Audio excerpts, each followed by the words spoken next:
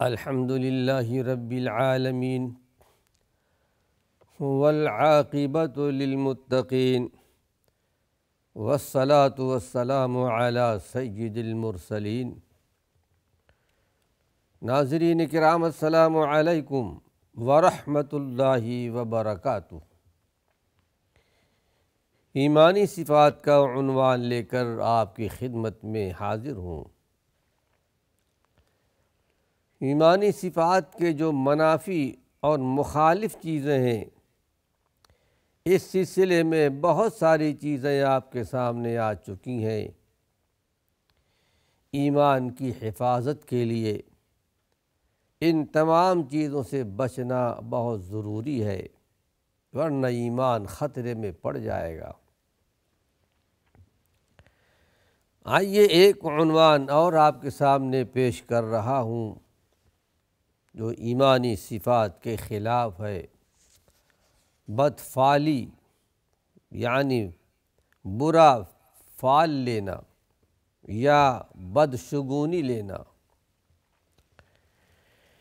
کسی جانور یا پرندے یا اس کی کسی حرکت کو دیکھ کر اپنی کامیابی یا ناکامی پر فعل نکالنا، بدشگونی لینا، یہ حقیقت میں توحید کے اسلامی صفات کے خلاف ہیں، ایمانی صفات کے خلاف ہے، اور بلکہ یہ شرک ہے۔ ارشاد ربانی ہے الا انما طائرهم عند اللہ ولکن اکثرهم لا يعلمون۔ یہ سورہ الاعراف کی آیت ہے۔ خبردار، اس سے پہلے بھی میں نے اس بات کی طرف اشارہ کیا تھا، الا کا لفظ جب آتا ہے خبردار کرنے کے لیے، ہوشیار کرنے کے لیے کہ ان کی بدشگونی، نحوست اللہ کے یہاں مقدر ہے، لیکن ان میں سے اکثر لوگ جانتے نہیں ہیں۔ بدشگونی جو یہ لوگ لیا کرتے ہیں، یہود ہوں یا نصارہ ہوں یا کوئی بھی ہوں، حقیقت میں ان کی بدشگونی، نحوست اللہ کے یہاں مقدر ہے۔ انہوں نے اپنے آپ کے لیے اس بات کو چن لیا ہے جس چیز سے اللہ نے، اللہ کے رسول نے منع کر دیا ہے۔ حقیقت میں نحوست کسی چیز میں نہیں ہے، ہر چیز مقدر تقدیر کے ساتھ ہے۔ آئیے اس سلسلے میں ایک حدیث بھی آپ کو سناتا چلوں۔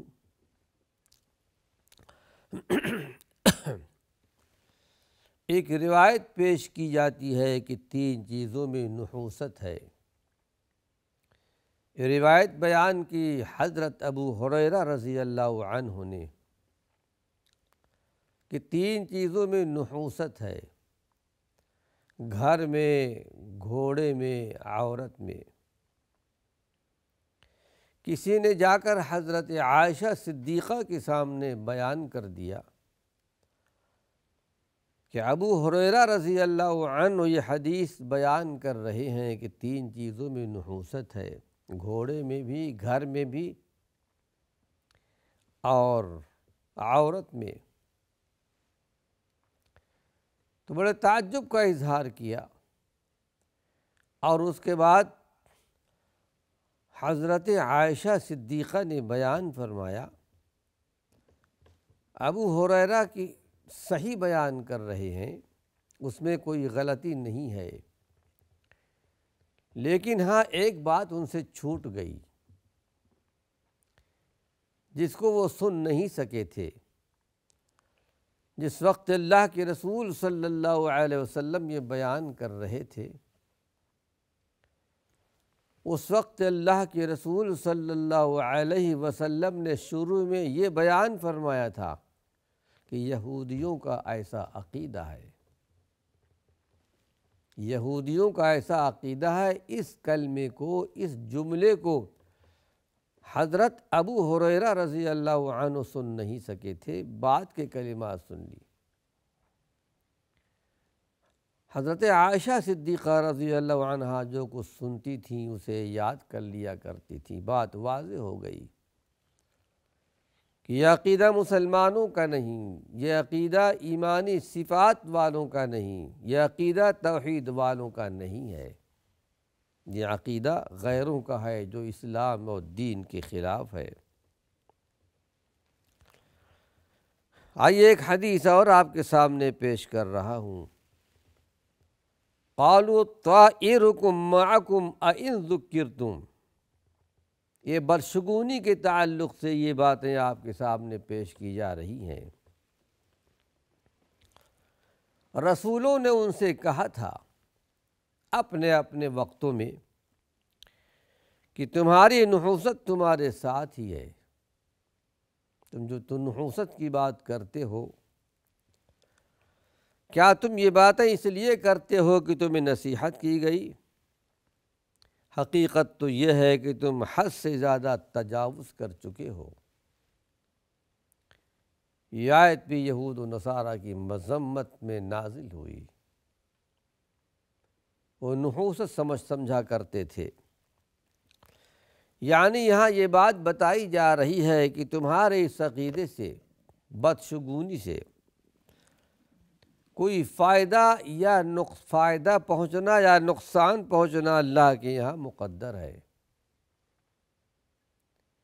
تمہارے شگون لینے سے، اچھا شگون لینے سے یا برا شگون لینے سے کچھ فائدہ نہیں ہے۔ جو اللہ نے مقدر میں لکھ دیا ہے، تقدیر میں لکھ دیا ہے، وہ ہو کر رہے گا۔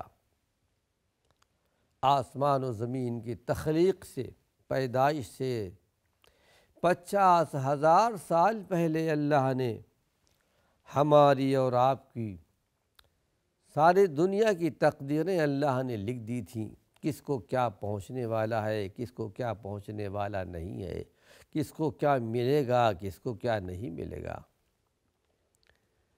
تمہارے اس بدشگونی سے کچھ بھی فائدہ ہونے والا نہیں ہے کہ اگر میں گھر سے نکلوں گا، راستے میں پرندہ میرے سر کے اوپر سے گزر گیا تو ایسا ہوگا، بلی گزر گئی تو ایسا ہوگا، یا کوئی جانور گزر گیا میرے سامنے سے تو ایسا ہوگا۔ یہ حقیقت میں یہ بدشگونی ہے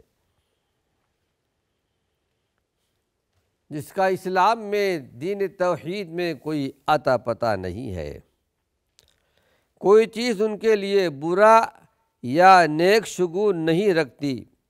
جانوروں کے ساتھ بدشگونی حقیقت میں انبیاء علیہم السلام کے یہ دشمن ہے، ان کے ساتھ دشمنی ہے، اور مشرکین کی ایک مذموم عادت ہے۔ اس لیے کہ انبیاء علیہم السلام نے ہمیشہ، ہر زمانے میں، ہر دور میں بدشگونی کی مذمت کی ہے۔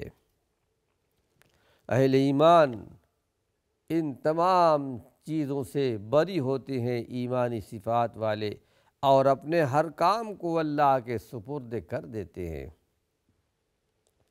بلکہ بندہ مومن کی شان یہ ہے، ایمانی صفات یہ ہے کہ جب بندہ بستر پر آتا ہے سونے کے لیے تو اس وقت بھی اللہ کی جناب میں، اللہ کے حضور میں دعا کرتا ہے، اے اللہ میں نے اپنے نفس کو تیرے حوالے کر دیا، اللہم اسلمت نفسی الیک ووجہت وجہی الیک وفوضت امری الیک، اپنے چہرے کو میں نے تیری طرف متوجہ کر دیا ہے، اپنے سارے معاملات کو تیرے حوالے کر دیا ہے۔ اور ایمان والوں کی شان یہ ہے، قرآن حکیم میں اللہ نے ایک آیت نازل کی، بنی اسرائیل کے ایک مرد مومن کا ذکر کرتے ہوئے کہ وَفَوِّضُ أَمْرِي إِلَى اللَّهِ، میں نے اپنے سارے معاملات کو اللہ کے سپرد کر دیا ہے۔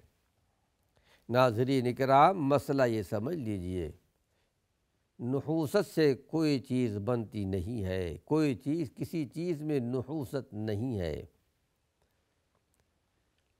ہاں، جو اسلام کے خلاف چلتا ہو، دین کے خلاف چلتا ہو، ایمانی صفات کے خلاف چلتا ہو، نحوست اس کے اندر ہے، جیسا کہ اس آیت میں یہاں ذکر کیا گیا۔ قرآن حکیم کی ایک آیت میں ہمیں اس بات کا پتہ چلتا ہے، جو بدشگونی کے خلاف ہے، ما اصاب من مصیبت فی الارض ولا فی انفسکم، سورہ الحدید کی آیت ہے، 27واں پارہ۔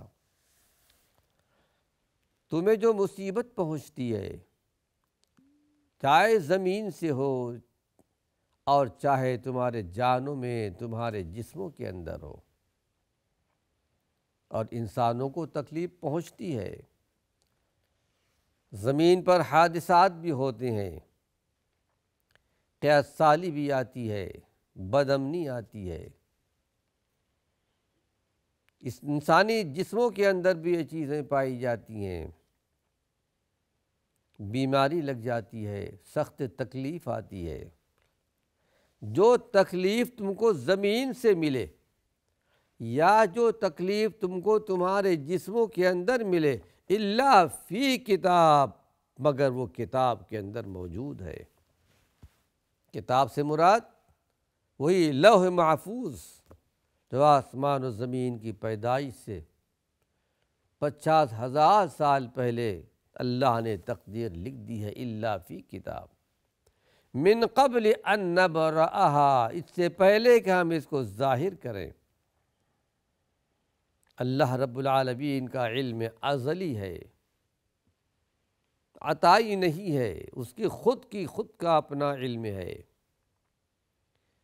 ہمیشہ سے اس کے پاس علم ہے اور ہمیشہ علم اس کے ساتھ رہے گا، اس کے علم کا کوئی مقابلہ نہیں کر سکتا، اس کے علم کا کوئی حد و حساب بھی نہیں ہے۔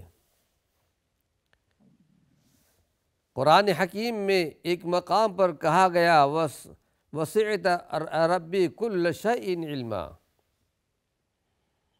یعنی اللہ رب العالمین کے علم نے، اللہ کی رحمت نے ہر چیز کو اپنے احاطے میں لے لیا ہے۔ تو یہ ساری چیزیں اللہ نے لکھ دی ہیں، تمہارے پیدا ہونے سے پہلے ہم نے یہ کتاب میں لکھ دیا ہے۔ پھر آگے ایک اور اہم بات بتائی گئی، یہ اللہ پر بڑی آسان سی بات ہے، لِكَيْ لَا تَأْسَوْا عَلَى مَا فَاتَكُمْ، یہ اس لیے کہ اگر کوئی چیز تم کو نہیں ملی، کوئی تکلیف پہنچ گئی، عارضی ہو، آسمانی ہو، جسمانی ہو، تو دیکھنا، رنج و غم نہیں کرنا، ملال نہیں کرنا، افسوس نہیں کرنا، یہ سمجھ کر صبر کر لینا کہ یہ فیصلہ میرے رب کا ہے، یہ فیصلہ اللہ رب العالمین کا ہے، اور اللہ کے فیصلے پر راضی رہنا ہر ایمانی صفات والوں کے لیے فرض ہے، جو اللہ فیصلہ کر دے۔ اسی لیے تو اللہ نے بشارت سنائی ہے، کوئی تکلیف پہنچے وَبَشِّرِ الصَّابِرِينَ، بشارت سنا دیجئے صبر کرنے والوں کو۔ جب کوئی مصیبت پہنچتی ہے تو کہتے اِنَّا لِلَّهِ وَإِنَّا إِلَيْهِ راجعون، بے شک ہم اللہ کے لیے اللہ کی طرف لوٹ کر جانے والے ہیں، یہ فیصلہ اللہ کی طرف سے ہے۔ تو بدشگونی کی مذمت ہے اس آیت کے اندر۔ آئیے ایک حدیث اور آپ کو سناتا ہوں، حضرت فضل بن عباس رضی اللہ عنہ کی۔ یہ فضل کون ہے؟ حضرت عبداللہ بن عباس رضی اللہ عنہ کے چھوٹے بھائی ہیں، کہ اللہ کے رسول صلی اللہ علیہ وسلم نے ارشاد فرمایا، ان الطیرۃ ما امداک او ردک، مسند احمد کی روایت ہے، امام احمد بن حنبل رحمۃ اللہ علیہ کی معروف اور مشہور کتاب ہے، اور فتح الربانی کے نام سے اس کی شرح بھی کی گئی ہے، تقریباً 12 جلدوں میں یہ کتاب موجود ہے عربی زبان میں۔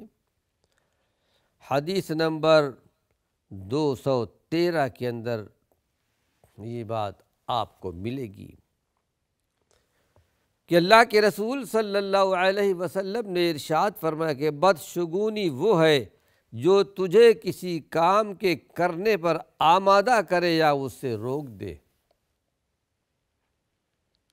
کسی چیز کو دیکھ کر کے اور کوئی آدمی یہ خیال کر لے ایسی چیز میں نے آج دیکھ لی ہے، ہو سکتا ہے کہ میرا کام بنے یا نہ بنے، رک جاتا ہے، یا بدشگونی کی وجہ سے وہ اس کام کے کرنے پر آمادہ ہو جاتا ہے، غلط گمان کر لیتا ہے، اور حقیقت میں اسی چیز کو اسلام نے حرام کر دیا ہے۔